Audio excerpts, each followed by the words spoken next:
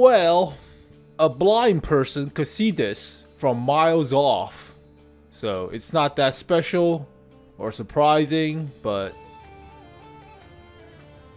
come on, it's on time. I'm on time. They're not. Are they on time? They're not really on time. Ugh. There it is. Just now. A blind person. Video is private. Yeah, they said to today at 9 o'clock. It's 9.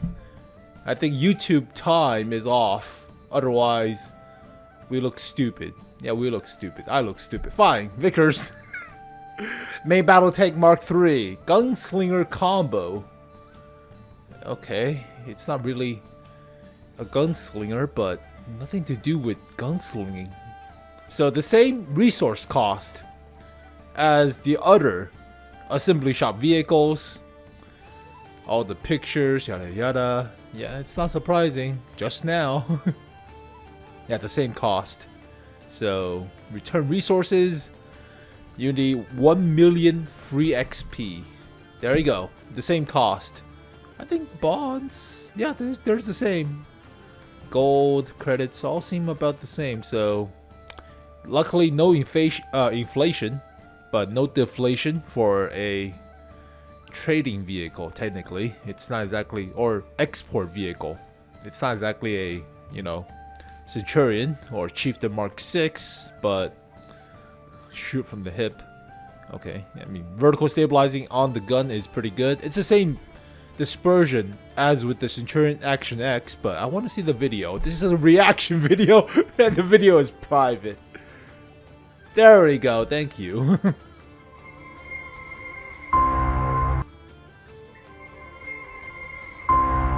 On July 25th, everybody will find out what an ideal gun is capable of. This is the Vickers 3, created for export, but keeping its British character. Fast like an English thoroughbred racehorse. So accurate that Rifleman Sharp himself would envy it.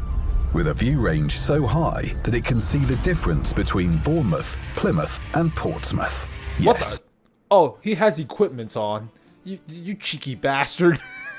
Yeah, to 480 meters of view range. That's bullcrap. He has all the equipment and stuff.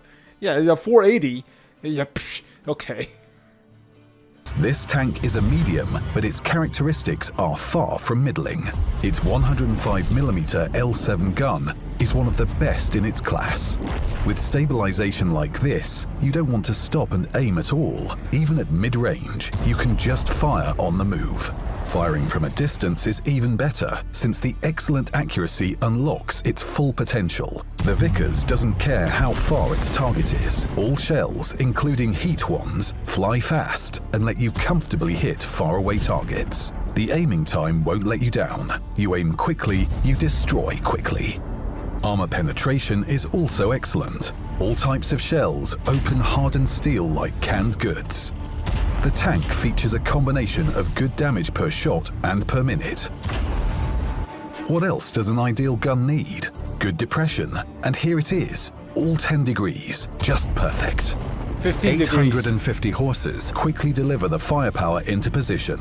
The excellent view range ensures the Vickers will have targets to fire at. As for protection, let's just say it's not an assault vehicle. The armor doesn't allow for mistakes. Your best defense is movement and controlling the situation around you. A professional sniper doesn't get lost in close combat, but becomes an agile marksman.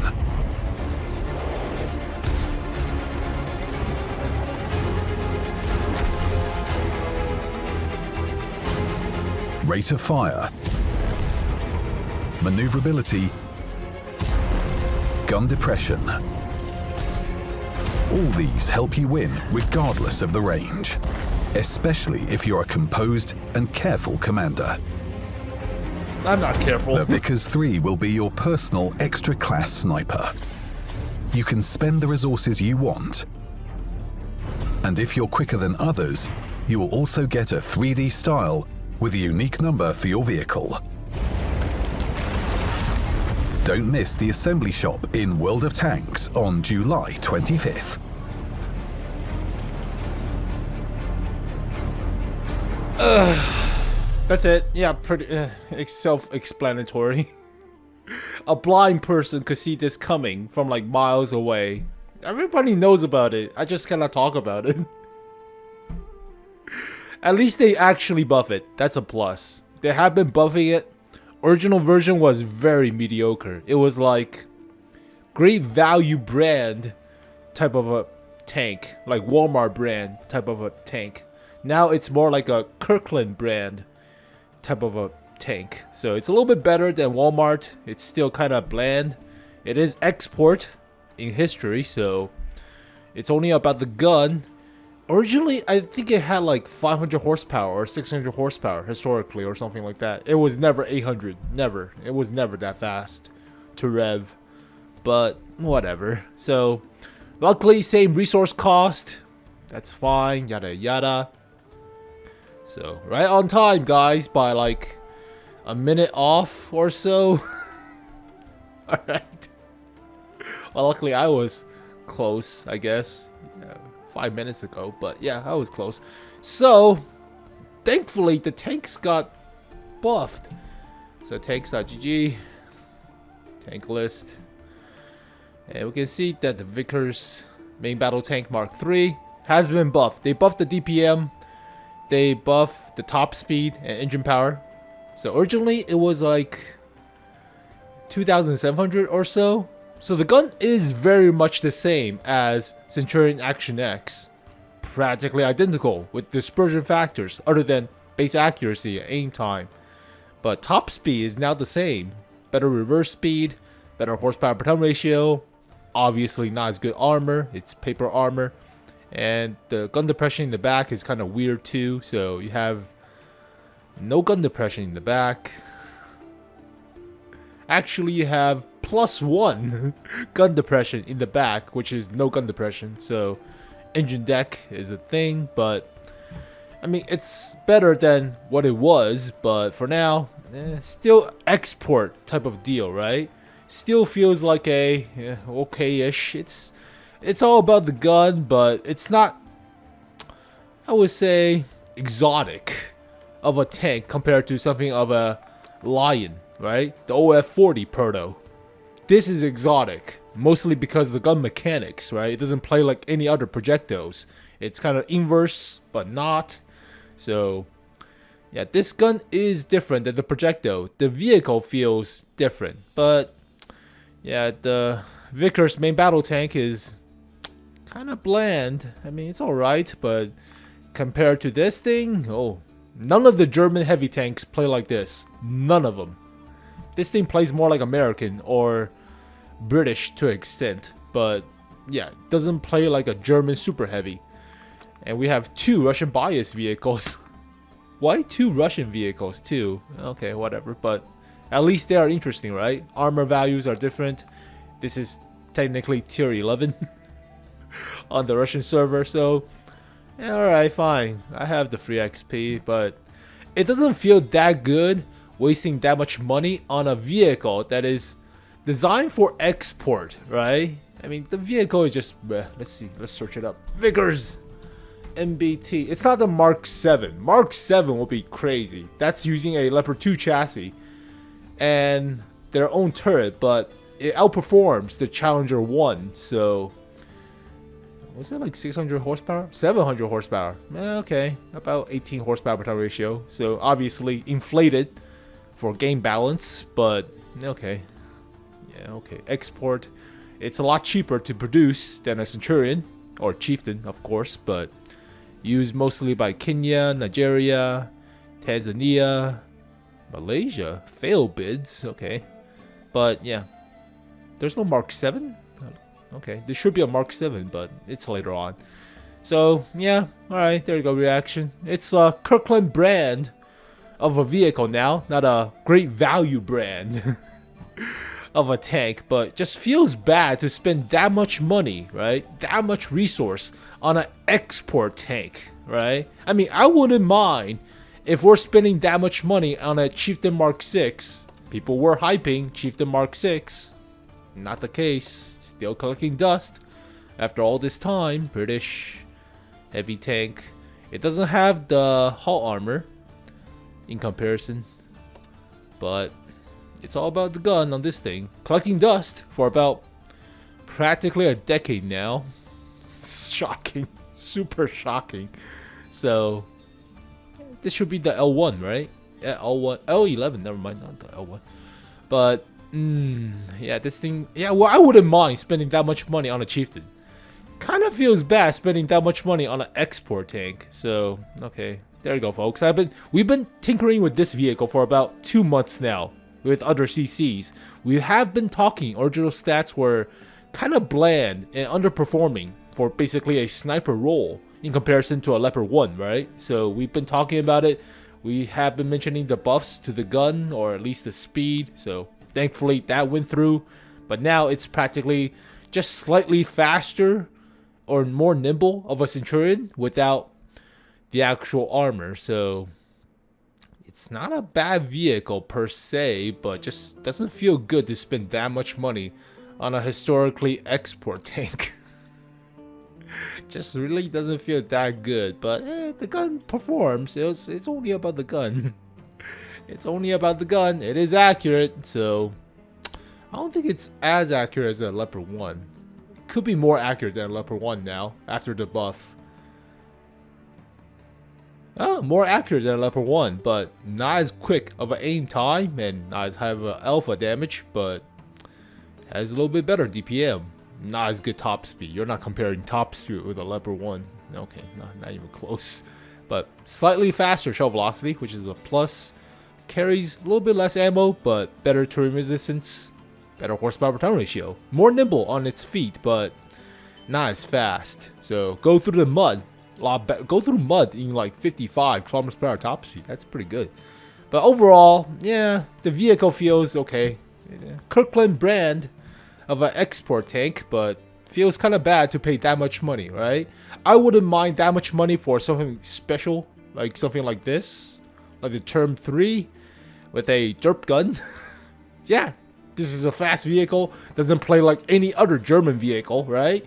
Has a freaking derp gun, which is in reality not useful. DPM sucks ass, accuracy sucks ass, aim time sucks ass. It's an AP round for 250mm pen with 700 alpha behind it, but it's fast too.